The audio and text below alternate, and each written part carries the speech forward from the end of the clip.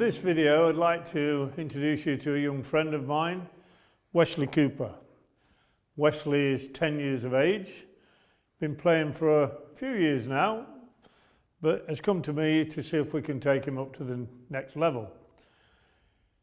One of the things that concerns me a little bit about youngsters of this age, if they're going to progress to the professional ranks or even good amateur ranks, they're going to be spending a lot of hours on a snooker table. Now this is quite a unique position, and the problem is it's in their formative anatomical growing years. I like these youngsters to grow purposefully and properly. Too many snooker players, in my opinion, are having problems with the spine and neck area, the cervical area of the neck. And to me, it's totally unnecessary if they approach the game correctly. Now, one of the things that I insist on with youngsters, I mean, even adults can do this and should be doing this, to be honest, but with youngsters of Wesley's age, it's particularly important. Now, before we start having a game of snooker, I always take Wesley through a small warm-up routine, which we'd like to show you now. So if you just stand back a little bit for me, Wesley, just spread your feet hip width apart, good lad. I will just do small body circles there, just warming the spinal area up, that's good. Just keep it going for me. Now just let your head follow the show, that's it, good lad. Good, now keep the hips pointing towards me and just let the top half of your body go, that's good. We're just getting nice and warm, nice and relaxed. Well done, good lad. That'll do from there. One hand on the hip and just let the weight of the arm, just let your head go as well, son. That's it, from there. Good, and feel a nice gentle stretch down here and then relax to the center. And the same side again for me. Little stretch down there, good lad. Back to the center. Now the other side. Same thing, just let your head go a little bit as well, that's it, relax, good lad, and relax, and the same side again, well done. Now a little bit of shoulder shrugging here, shrug them backwards, nice, good, get them circling, good lad. Now to the front, oh I like it, good, keep going, good. Just loosening things up. Well done. Now arm circling from there. And what we're doing here, as his arm circling, we're keeping the backs of the hands together as long as we possibly can. Arms straight.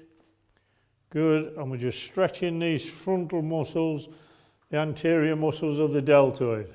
Good. Just a few more of them. Brush the ears each time. Good lad. That's very good. And this one here now, we just cross the hands and we reach up. From there, reach up and relax. Good, and once more.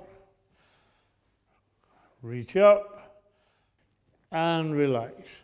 And now finally, we'll just concentrate on the neck area. And if you have any medical problems in this area, particularly this area, or indeed any of the others, please seek medical advice before you do any of this. But if there's no problem at all, we should all be doing a little bit of a warm-up. So here, what I'm asking Wesley to do, very gently and very slowly, neck circling, good, away you go, good lad. Take it very slowly, feel what you're doing, good, and back to the center, and now go the other way.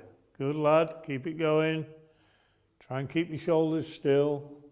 Good lad. No strain, no stress. Good. Now there we've had a nice little warm-up and he's ready now to hit a few balls. One of the things that I do like to encourage youngsters to do as well, and particularly this is what Wesley does, he goes swimming a lot. Now if you think about swimming, unless we're doing the side stroke, all movement is symmetrical. We do the breaststroke, it's a symmetrical movement. We do the backstroke, it's a symmetrical movement there. or the front crawl, all symmetrical movements, even the butterfly, symmetrical movement. When we come to snooker, if you think about it, it's not symmetrical. There, we're twisting the spine slightly, we're lifting the head, putting strain on the neck. We need to make sure that that doesn't do any damage, okay? So what was happening when we're lifting this up, we're developing muscles, and we're just developing muscles in one area. What I want to do is counteract those tensions there. Yeah, just to make sure that as he's growing, that anatomically he will grow correctly. And later on in life, he won't have any problems, hopefully. Okay, well done, young man, good. Right, we've done the warm-up, and now we're ready just to continue with that. We just spread the balls around and just let him get his arm going. Come on then, Wesley. Show us what you can do, son.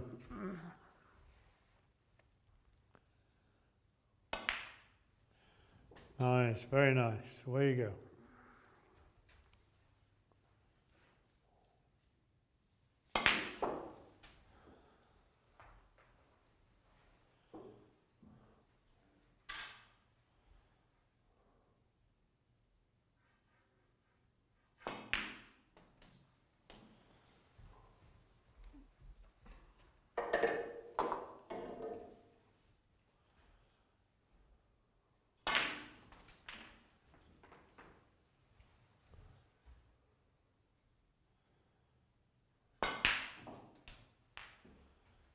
Wesley being quite small, right, he has to use the rest a lot.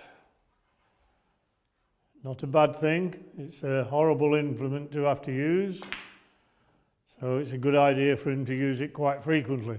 Unlucky. Okay, feel happy now, nice and loose, yeah? Well, let's just have a look at a few pointers from here, just for the benefit of the camera.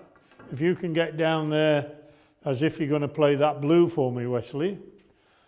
What you'll notice here, that when the Q-tip's at the ball, we've got a mark here. You can just move your hand back a fraction, Wesley, just a fraction. Good lad. I've put a mark on his cue, which is, at this moment in time, 10 inches away from the Q-tip. So when the Q-tip's at the ball, this mark is on this knuckle here, between the forefinger and where the thumb meets it. Just down again, please, Wesley. Have a stretch. That's it. And then down again. Good lad. And that's a nice starting position there. Nice solid bridge, which we've been working on. It was a little bit awkward to start with. Like to see this area of the bridge down on the bed, but we're working on that in due course. Nice level cue, parallel with the bed as much as we can. Moving to this end of the cue, you'll notice that this arm is practically vertical, creating enough distance between his left hand and the body for him to get through the ball before the chest interferes with the shot. So that's very good. We're also concentrating on the front of the hand here, so he will feel the cue into this fleshy web of flesh here between these two knuckles. All right, and then as he goes back, these fingers unfurl a little, just keep them on the cue, Wesley, good lad. They never actually leave the cue, and then as he plays the shot, they close and refurl on the cue, giving it the timing and the forward momentum with the shot and the movement of the cue. That's very good. Keep it going, son. Lovely. And that's how he plays the shot. Well done. Now, when the cue ball is in this sort of position, right, you'll notice, away we go, Wesley, that he's now had to go forward of his mark at the front, and to maintain the same overall position between the two hands, the same relationship between the two hands, this hand has to move forward. So how do we do that, Wesley? Tell the camera. If I move forward 2 inches there, then I have to move forward 2 inches this side. And that maintains the symmetry between the two hands. The relationship between the two hands, fairly constant. Good, well done, young man. One of the important aspects of cueing, I believe, is to establish a pre-shot routine. Now, one of Wesley's faults, I believe, when he first came to me, was that he was a little bit quick, not only with his feathering, but also in playing the shot. Something to do with the exuberance of youth, shall we say. Now, he's quite a natural player, so obviously I don't want to destroy that element. But equally, I have had to slow him down a little bit. So here what we've done is produce a nice pre-shot routine where we point the cue, and it's 1 and 2 and wait and play the shot. Now we try to do that on every occasion. So here we go again. We point the cue, 1 and 2 and wait, play the shot. And just getting that into a nice pre-shot routine.